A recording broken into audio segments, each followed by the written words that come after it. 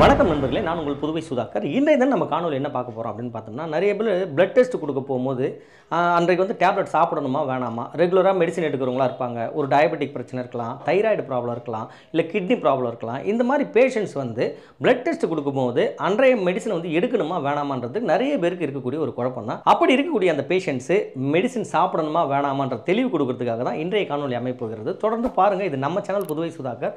நம்ம சேனல் உங்களுக்கு பிடிச்சிருந்ததுன்னா சப்ஸ்கிரைப் பண்ணி வச்சுக்கோங்க. உங்கள் நண்பர்களுக்கெல்லாம் ஷேர் பண்ணுங்கள்.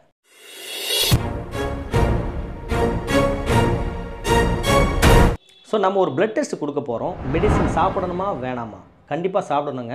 ஏன்னு கேட்டோம்னா, ஒரு டயபெட்டிக் பேஷண்ட்டாக இருக்காங்க, இல்லை தைராய்டு ப்ராப்ளம், நான் சொன்ன மாதிரி கிட்னி பிரச்சனைலாம் இருக்கக்கூடிய பேஷண்ட் வந்து ரெகுலர் மெடிசனை ஸ்கிப் பண்ணும்போது சில பிரச்சனைகள்லாம் வரதுக்கு வாய்ப்புகள் இருக்குது. 5 முக்கியமான விஷயம் பார்ப்போம். ஏன் மெடிசன் கம்பல்சரி சாப்பிட்டுட்டு போகணும், இந்த டெஸ்ட் கொடுக்கறதுக்கு முன்னாடி மெடிசன் ஏன் சாப்பிடணுன்றதுக்கு ஒரு 5 முக்கியமான விஷயம் பார்க்கலாம். முதல் விஷயம் என்ன அப்படின்னு பார்த்தோம்னா, நம்ம சாப்பிடக்கூடிய மெடிசின் நம்ம உடம்புக்கு சரியாக ஏற்றுக்குதா, மெடிசின் வேலை செய்தா அப்படின்னு செக் பண்ணுறதுக்கு கண்டிப்பாக நம்ம வந்து மாத்திரை சாப்பிட்டுட்டு தான் பிளட் டெஸ்ட்டு கொடுக்கணும்.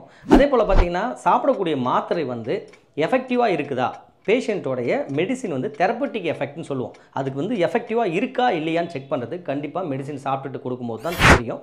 ஏன்னு பார்த்தீங்கன்னா, இப்போ வந்து ஒரு டயபெட்டிக் பேஷண்ட்டாக இருக்காங்க, அதிகப்படியான டோசேஜ் எடுத்துட்டாங்கன்னா வித் மெடிக்கேஷனோட அவங்களோட பிளட் சுகர் வந்து ரொம்ப கம்மியாகும்போது அந்த மெடிசின் வந்து அதிகமாக வேலை செய்யுது.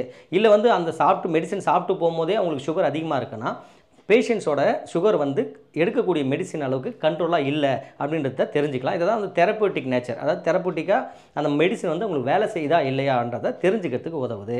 ரெண்டாவது விஷயம் என்னென்னு பார்த்தீங்கன்னா, நம்ம டோசேஜ் அட்ஜஸ்ட் பண்ணலாம். இப்போ ஒரு பேஷண்ட் வந்து பிளட் டெஸ்ட் கொடுக்குறாரு, வித் மெடிக்கேஷனோடு இருக்கும்போது அந்த மாத்திரை சாப்பிட்டா கூட அவருக்கு வந்து சரி வர கேட்கல அப்படின்னா டோஸ் இன்க்ரீஸ் பண்ணுவாங்க. இல்லை நம்ம மாத்திரை எடுக்கிறதுனால நம்ம ரொம்ப சுகர் லெவல் கம்மியாகும் போது டோஸ் வந்து குறைக்கிறதுக்கான வாய்ப்பு. அப்போ டோசேஜும் வந்து இந்த நம்ம ப்ராப்பராக மெடிசின் சாப்பிட்டுட்டு போய் பிளட் டெஸ்ட் கொடுக்கறதுனால தான் தெரிய வரும்னு சொல்லலாம். மூன்றாவது முக்கியமான விஷயம் என்ன அப்படின்னு பார்த்தீங்கன்னா, சில பேஷண்ட் வந்து ரொம்ப சென்சிட்டிவாக இருப்பாங்க.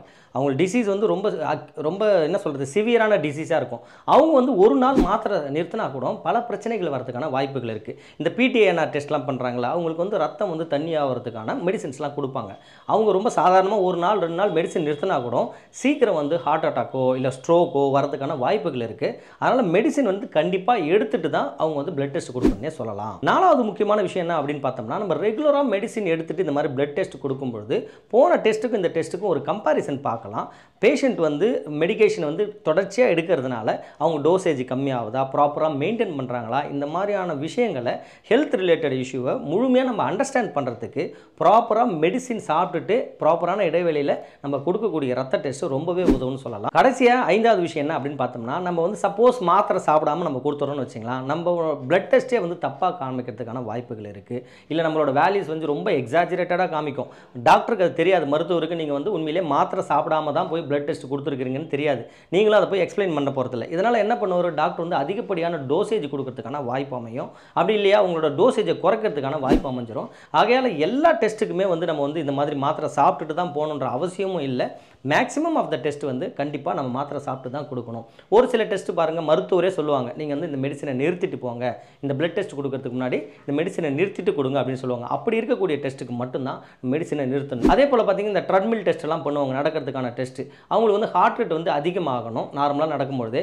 ஆனால் மெடிசின் சாப்பிட்டு போனால் ஹார்ட் ரேட் அதிகமாகாது. அந்த மாதிரி டெஸ்ட் எல்லாம் பண்ணும்போது மருத்துவர் சொல்லுவாங்க, நீங்கள் வந்து மெடிசினை வந்து ஒரு நாள் 2 நாள் நிறுத்திட்டு நீங்கள் இந்த டெஸ்ட் பண்ணுங்க அப்படின்னு சொல்லுவாங்க. இந்த தகவல் கண்டிப்பாக உங்களுக்கு ஒரு உதவியாக இருக்குன்ற நம்பிக்கையோட மீண்டும் சந்திப்போம். நான் உங்கள் புதுவை சுதாகர். நன்றி, வணக்கம்.